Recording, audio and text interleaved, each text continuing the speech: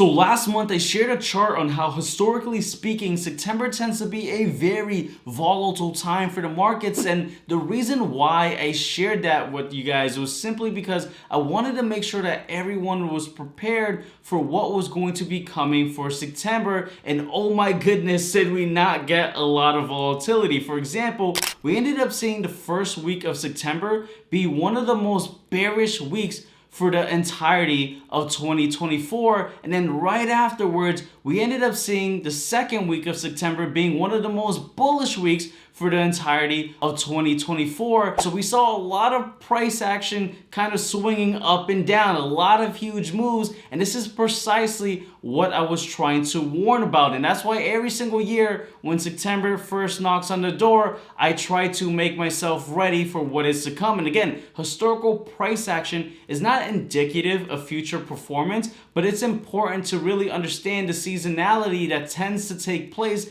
within the markets. And that's why if you're prepared for it, well, then you could go ahead and hedge for your positions in your portfolios or your trading account. And that's why September, every time September 1st comes, it's honestly music to my ears.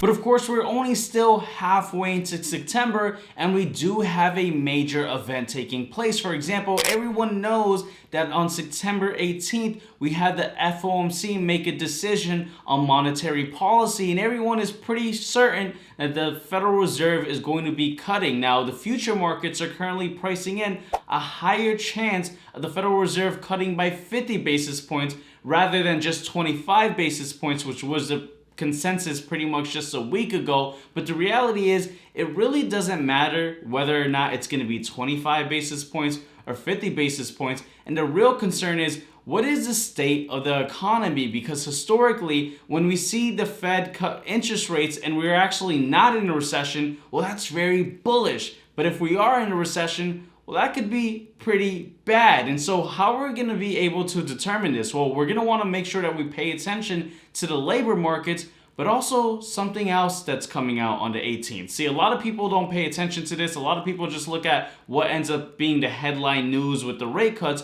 But what we actually get for this meeting in particular is a summary of economic projections. You see, every single time when you have a meeting with an asterisk, that is accompanied with a summary of economic projections, and that's when you get the dot plot from the Federal Reserve and what they're expecting to do in terms of monetary policy. And this gives us a lot of insight into what is the inner thoughts of what the members of the FOMC are thinking. Now, currently looking at the S&P 500, we are near all-time highs that we were back in June, and if we have some positive data reflecting that dot plot, well, that could very well bring us into new all-time highs for the S&P 500. Now, I do want to go ahead and share that we did have some previous trade ideas for those within the Push and Profit private group. For example, last week I shared the idea of IWM, which is a Russell 2000 small cap, pushing up to 216, and we did indeed have a big move. And of course, if we have a 50 basis point cut,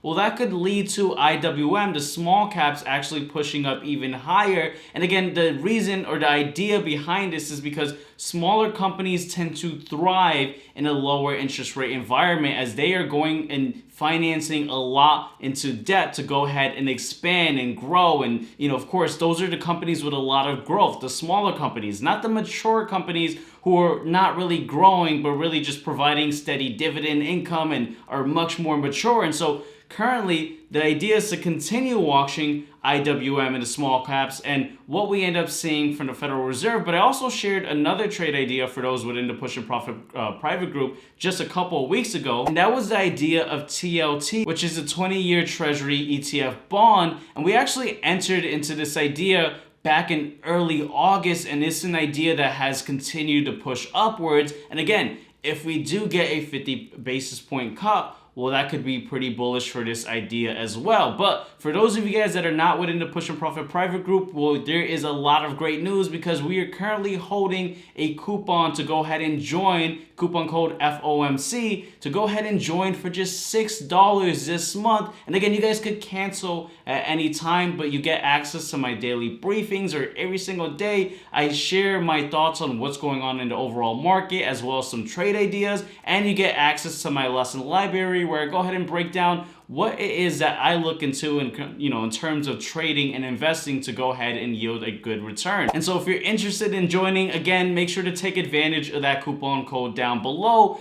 But here is what I really wanted to point out to, and this is the dot plot that we got last time back in June. Now, interestingly enough, in June, they only priced in one rate cut of 25 basis points. And what we're looking for this upcoming update in the dot plot is to see if we end up getting more of this consensus within the members for the FOMC for more rate cuts for this year. And if we end up having that, which I believe we're very likely to actually get multiple rate cuts following the one that we're likely to get on the 18th, well, again, that could be very bullish. Of course, if the labor market isn't capitulating, which currently it doesn't look like the labor market is just tumbling down. Things are actually holding pretty steady, but that's what we're mainly going to be wanting to watch out for. Now, I just wanted to make a quick video to kind of provide an update. And if you guys are brand new to the channel, make sure to subscribe so that you don't miss out on any future video.